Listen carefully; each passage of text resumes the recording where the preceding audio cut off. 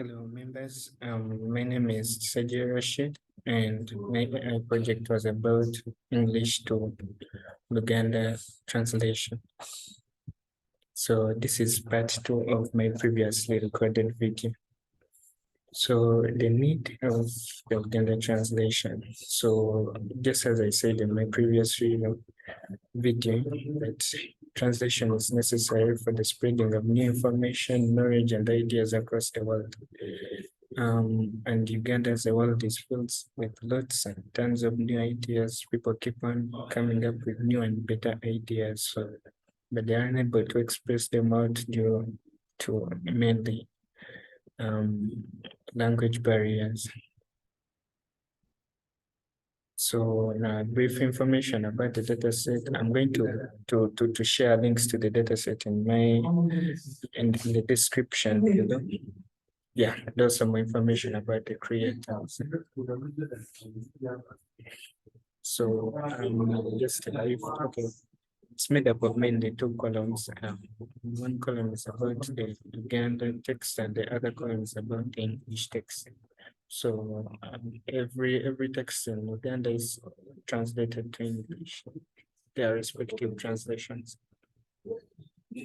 So the fact that it used to for using this data set, first said totally few. In fact, it was even the only data set I could find out there. Yeah, so that was one of the factors. Also, it's a very nice data set because it's got tons of data in it. It's got over 10,000 Luganda sentences and their respective English translations. And it's also very late, right? Because it was in KBs, so it's flexible. You can easily download it and use it in any other. Okay, import it into my model. So the feature selection techniques that I used that can be used. Now feature selection first of all is a process of selecting what we think is worthwhile in our documents. Like for example, the necessary features that you think unnecessary. Okay, like if you had to train your model, then the different features that the model is going to need. Hope that makes sense. So the different feature selection types that can be applied to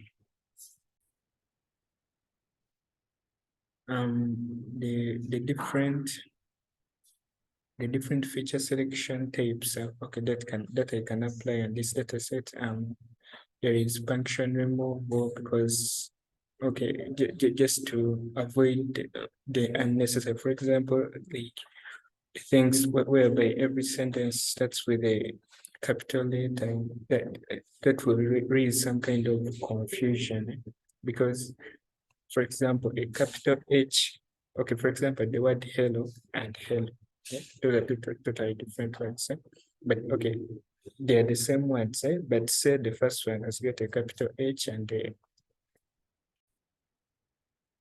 say the first one has got a capital H and the other one has got a small h. Those two words are going to be different. And also, okay, for example, the full stop, semicolon, all that stuff, there is some kind of confusion. So it's better just to remove all of them such that the model is trained on clean data. The remove of stop words, that's also another way. Though I'm not going to use this one because stop words are the words like is, and those words that's okay, they are important, but they're not important because for the sake of this the project that I'm working on, they are very, very necessary. So this part I want to consider it that much. We have stemming. This is like, for example, if you had the word choosing, so if you stem it out, it becomes choose. You get it's the root word.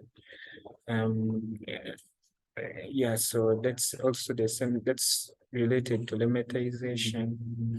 Also we have the conversion of text to lowercase. I think I explained this in the function removal statement.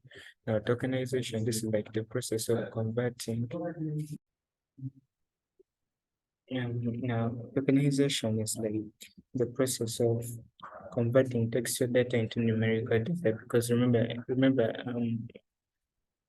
the model can't, like, it can't understand, it can't understand text data, so you have to convert it into numerical data. So now padding, remember, every sentence has got a different length, and if you have to feed it into your data, okay, your model expects the entire data to be of the exact same length.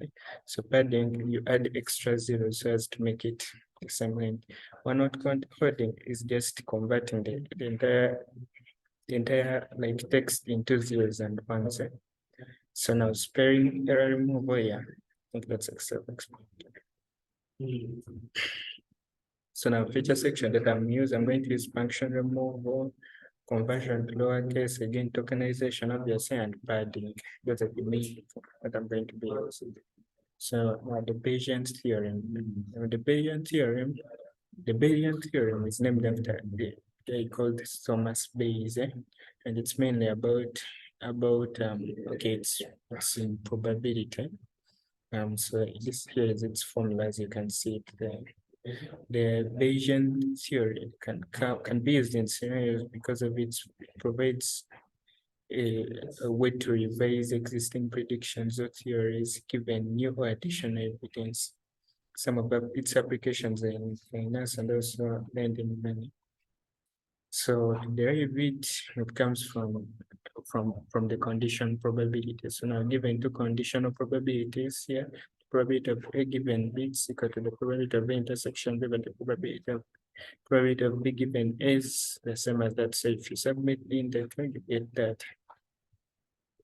So the naive bias is just a classification algorithm that bases on the Bayes theorem. Right? It's just, yeah, in simple terms, the naive case assumes that the presence of a particular feature in a class is unrelated to the presence of any other feature. It's very common because of its famous prediction tendencies. It is also mainly used in spam filters and many more, but mainly NLP-related tasks.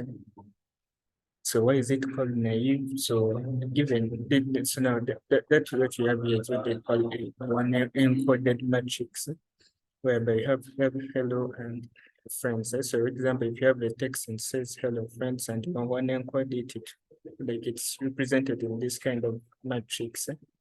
So, yeah. So now its problem is that now in case the word was hello friends and also friends hello, it interprets it in the same way. So that's why they call it naive. Yeah, so that's basically what it's all about. And that's a good thing, because say if you have to consider every relationship between a text, then it becomes very, very long and also complicated. So that's why it's a good option when it comes to NLP related tasks. The Bayesian networks. Bayesian networks is a graphical. The Bayesian networks and model conditional dependence, and they are representing conditional dependencies by edges of directed graphs.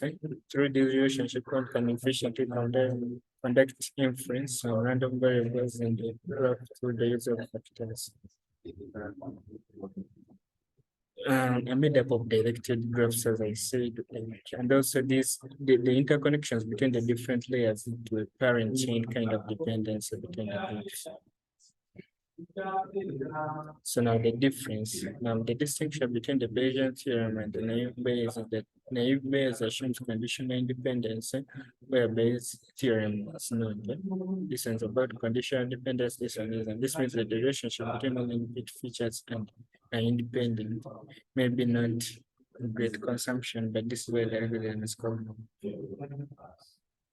Naive Bayes assumes the difference between naive Bayes and the Bayesian networks. Naive Bayes assumes conditional independence, right? Whereas the Bayesian networks are sometimes called the Bayes nets. Also, the Bayesian belief networks will allow the user to specify which attributes are, in fact, conditionally independent. So here are the list of the links and references that I use for this entire presentation. Feel free to like and subscribe to my YouTube channel. This has been my presentation.